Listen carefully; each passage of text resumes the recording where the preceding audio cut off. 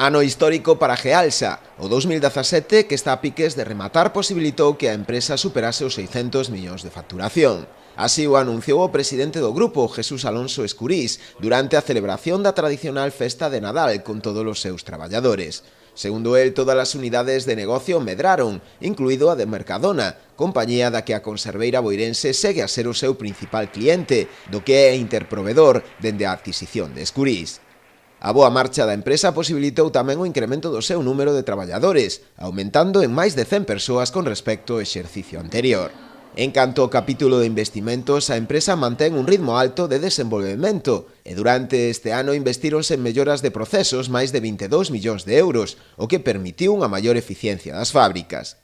De cara ao futuro, as intencións do Grupo Gealsa pasan por seguir optimizando o seu sistema de produción e por ofrecerlle aos seus clientes un servizo máis áxil. Un feito que será tamén unha realidade despois de levar a cabo a ampliación das actuais naves do Bodión, grazas á aprobación do plan sectorial por parte do Consello da Xunta hai apenas unhas semanas.